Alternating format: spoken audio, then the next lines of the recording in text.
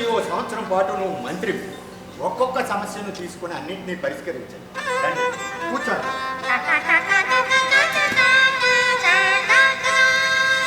మొదటిది నిరుద్యోగం. అవును, ఎన్నో లక్షల మంది ఉద్యోగాలు లేక బాధపడుతున్నారు.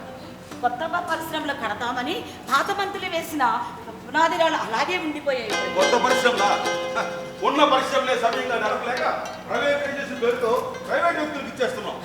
అవును, అదే ఆపాలి. ఆ దళితుల తొప్పేసి కోటీశ్వరులై దేశానికి ఆపేయగల అపరపు పేర్లు అవుతున్నారు ఈ దేశంలో. అనుభవశూన్యంతో మాట్లాడుకో. మా పార్టీకి ఓట్లు ఇచ్చి గెలిపించేది దరిద్రులైనా నడిపించేది మాత్రం కోటీశ్వరులే. అందుకే ఎలక్షన్ల ముందు ఆ దళితుల ఓట్ల కోసం కనబడిన ప్రతి చోట పునాదురాలు బాధ్యపెట్టడం మా పార్టీ సిద్ధాంతం. ఆ పునాదురాలను చూపించే ఇప్పటి వరకు మీ బ్యాలెట్ బాక్సులు నింపుతున్నారు. ఇక నుంచి అయినా మీ కూర్చువా సిద్ధాంతాలు కూర్చు తెలిపి పేదల ధరకు కడుపు తీర్చే సరికొత్త ప్రాజెక్టులు చేపట్టండి. ఉన్నారుగా మీ అపరపు పేర్లు, వాళ్ళ వద్ద అప్పుగా తీసుకుందాము. మరి ఇవ్వకపోతే వాళ్ళ దగ్గర బలవంతంగా లాక్కొని ఆ ప్రాజెక్టులు ఏయో మనమే పూర్తి చేద్దాం. మంత్రి, ధనవంతుల దగ్గర డబ్బంతా స్వాధీనం చేసుకో. ఎన్నెన్ని పరిశ్రమలు పెట్టించాలో అన్నీ పెట్టించు. ఇక రెండో సమస్య రా. ధరలు పెరగడానికి కారణాలు రెండు. మన దేశంలో ధరలు రోజు రోజుకు గంట గంటకు విపరీతంగా పెరిగిపోతున్నాయి. ఏమిటి? నా పరిపాలనలో ధరలు రోజు రోజుకి గంట గంటకి పెరిగిపోతున్నాయా? నాకు తెలియదే. మీరు ఎప్పుడైనా ఏ వస్తువు అయినా బజారులో డబ్బు పెట్టి కొంటేనేగా ప్రభావం మనకి తెలియటానికి. అవునవును, ఇది నిజమే. ప్రపంచం అంతా పెరిగిపోతున్నాయి, కానీ మనం ఏం చేస్తాం? ధరలు పెరగడానికి కారణాలు రెండు. ఒకటి, మనకు కావలసిన తిండి గింజలు మనం పండించుకోవట్లేదు. ఎటు చూసినా బంజర భూములే కనిపిస్తున్నాయి. వాటిని జనానికి ఇచ్చి సాగు చేసుకోమన్నాం. అలాగే. మరి రెండో కారణం, మనకు పుష్కలంగా దొరికే గింజలు కూడా మార్కెట్లో దొరకటలేదు. మరి పై దేశాలకు ఎగుమతి చేయొద్దు. అదే ఆపాలి. మనకు తినడానికి తిండి లేదు, వేరే దేశానికి ఎగుమతులా. మనకు తినగా మిగిలితేనే ఎక్స్పోర్ట్. జరిగే పని కాదు. జరుగుతుంది. ఎందుకు జరగదు? నల్లధనాన్ని ఆపాలి ప్రభు. అన్నిటినీ మించి నల్లధనం పట్టుకో. లెక్కకు మించిన నల్లధనం ఎవరి దగ్గర ఉంటే వాడి మొత్తం ఆస్తి స్వాధీనం చేసుకొని వాడిని జైల్లో చేయించి. ఇది కూడా జరగని పనే. అన్నీ జరగాలి. అపశకుని పక్షుల అరవకం. వెళ్ళండి, వెంటనే అమలుపరచండి.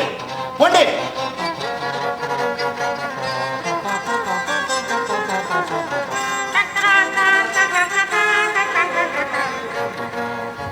ఒకటి రెండు, రోజుకో ఆర్డినెన్స్, రోజుకో చట్టం. నిరుద్యోగులకు నెలలో 1 కోటి ఉద్యోగాలు, గొప్ప గొప్ప పథకాలు. నెల రోజుల్లో ఊరికొక ఆసుపత్రి. 3 4, పావలాకు ఒక ఇడ్లీ, ₹1 ఒక కాఫీ, కేజీ పంచదార, ₹2 కేజీ బియ్యం, ₹10 లీటర్ పెట్రోల్, కుటుంబానికి ఒక ఇల్లు. 7 నెలలు 8 నెలలు. పరిశ్రమలు పెడతారా? ఇదిగో డబ్బు. వ్యాపారం చేస్తారా? చేసుకుని డబ్బు. వ్యవసాయానికి డబ్బా? ఊరికినే ఇస్తాం. సర్వే జన సుఖనో భవంతు. 11 నెలలు. కొత్త మంత్రికి పదవీ కాలం ఇంకొక నెలే. తర్వాత మంత్రి ఎవరు? రాజు ఎవరు? ఏమిటమ్మా ఇది? ఎన్ని పనులు చేసినా, ఎంత డబ్బు ఖర్చు పెట్టినా ఎవరు బాగుపడరేమిటి? అన్ని కాగితాల మీద ఉంటే ఎవరు మాత్రం బాగుపడతారు ప్రభు? అంటే డబ్బు ఏమైపోయిందో.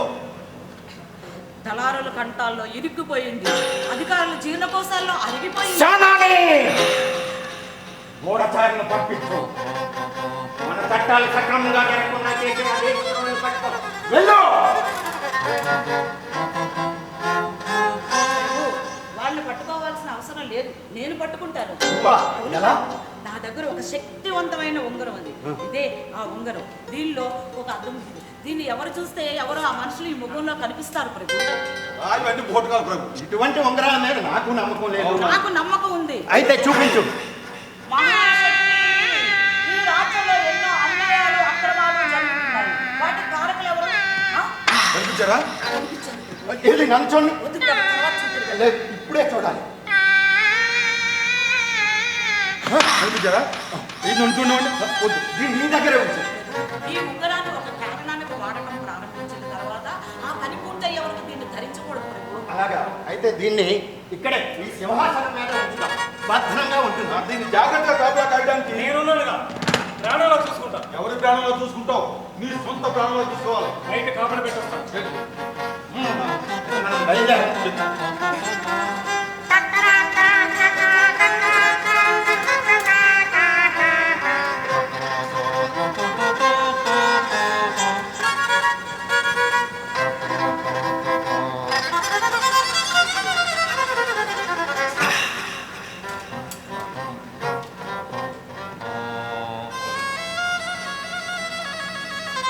తీసి ఈ ఉంగరంలో నేను కానీ కనిపిస్తున్నానేమో, ముందుగా చూసుకుంటే మంచిది.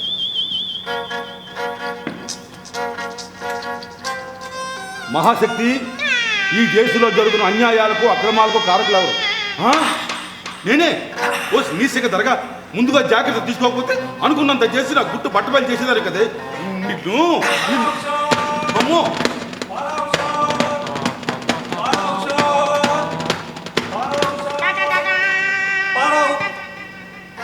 ఒకవేళ ఈ ఉంగరంలో నా మొహంగా కనిపిస్తుందేమో, ఒక్కసారి చూసుకుంటే మంచిది.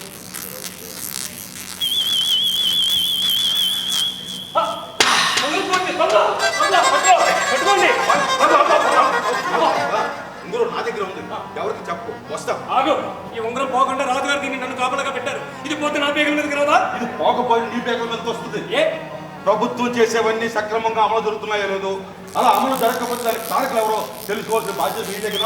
రేపు సమాజ దౌర్భాగ్యం కూడా ఇందులో కనిపిస్తుంది, అప్పుడు చూస్తున్నాం. అలాగైతే ఎలాగా? చూడు, ఉంగరం పోయినా నీకేం పర్వాలేదు. బయట ఇద్దరు కాపలా ఉంచాం, వాళ్ళిద్దరు ఉద్యోగాలు తీసేద్దాం. పళ్ళు మూసుకొని గంటగా అడుగు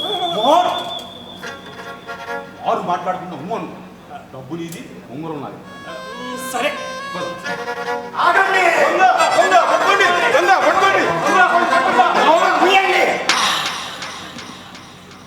ఏమయ్యా, మిమ్మల్ని నమ్మి ఈ దేశాన్ని మీ చేతుల్లో పెడితే మీరు చేసే పని ఇదా? మీ స్వార్థం కోసం దేశాన్ని నాశనం చేస్తారా? ఈ మంత్రులేదో తెలుగు తక్కువ వారనుకొని నేను మంత్రిని అవుతాను అనుకున్నాను. కానీ వీళ్ళు తెలివిదాట్ల ముందు నేనేమా? మంత్రి గారు, నేనే గెలిచానని ఒకప్పుడు అన్నా, చిత్తుగా ఓడిపోయానని ఇప్పుడు ఒప్పుకుంటున్నాను. నిజానికి ఈ ఉంగరంలో ఏ మహిమలు లేవు ప్రభు. దీనికి ఒక అద్దం బిగించబడి ఉంది. ఎవరు చూసుకుంటే వాళ్ళ ముఖమే ఇందులో కనిపిస్తుంది. మంచి చేనులు వేస్తూ పంటకు పెట్టుబడి అనవసరం. ఈ దేశం కోసం మీరు ఎంత డబ్బు ఖర్చు పెట్టినా అది వీళ్ళ దాహాన్ని తీర్చడానికే తప్ప ఈ దేశం బాగుపడదు. ఈ మంత్రి పదవి నాకు అక్కర్లేదు, నన్ను ఉరితీయండి. కూర్చున్న కొమ్మే విరిగిపోతుంటే ఇక నేనేం చేసేది? ఏమయ్యా సేనాని, దొంగలను పట్టుకునే బాధ్యత నీకు అప్పచెప్తే నువ్వే ఆ దొంగలతో చేతులు కలిపావే. ఇక నాగతేం కాను. నువ్వేం నా మాట్లాడక్కర్లేదు. మంత్రి, నా దేశం, నా ప్రజలు అంటూ మీరు ఎంతగా ఆరాటపడుతున్నారో, అంటే ఆరాటం, అంటే ఉబలాటం నాకు ఉండేది ఒకప్పుడు. ఇప్పుడేమయ్యా అవన్నీ? నా ఆశయాల్ని, ఆదర్శాల్ని ఓ డబ్బాలో దాచి సీలు వేసి సముద్రంలోకి విసిరి పారేశారు. ఇప్పుడు నాకున్నది ఒకటి ఆరాటం. అది మీరన్నట్టు నేను ఇంకా గొప్పవాడిని కావాలని అవుదామనుకుంటున్నాను, అవుతాను కూడా. నువ్వెవరితో మాట్లాడుతున్నావో తెలుసా? తెలుసండి. ఈ దేశం అంటే ఏమిటో తెలియని ఒక అమాయకుడితో మాట్లాడుతున్నాను. ఈ ప్రజలంటే ఏమిటో అర్థం కానీ ఒక రాజ్యబొమ్మతో మాట్లాడుతున్నాను. అవునండి. ఏ దేశం కోసం, ఏ ప్రజల కోసం, ఏ సామాన్యుల కోసం నిద్రాహారాలు మాని మనసు పాటు చేసుకుంటున్నారో ఆ ప్రజలు, ఆ సామాన్యులు ప్రభు, వాళ్ళకి మీరంటే లెక్కలేదు. వారి మాటల్లోనూ చేతల్లోనూ అన్నింటిలోనూ మీపై దోషల పోషణ తిరస్కారాలే.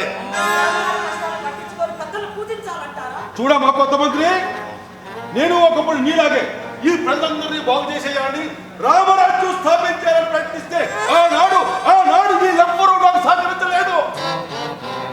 ఈ దేశంలో బ్రతుకుతున్న ఒక్కొక్క రాజు వాడిని తప్ప రెండో వాడిని, రాజుని కానివ్వండి, దేవుని కానివ్వండి, గొప్పవాళ్ళని అంగీకరించడం, మాటల్లో తప్ప మనసులో సశామీర గౌరవించడం. మనం చేసే ఏ మంచి పనికి వాడు సహకరించడం సరికదా, వాడు చేసే ప్రతి చెడ్డ పనికి ఈ రాజు, ఈ మంత్రి, ఈ సేనాని కారణం కానీ దానికప్పుడు సశామీర అంగీకరించడం. ప్రపంచాన్ని కాచి వడపోసిన నా జీవితంలోని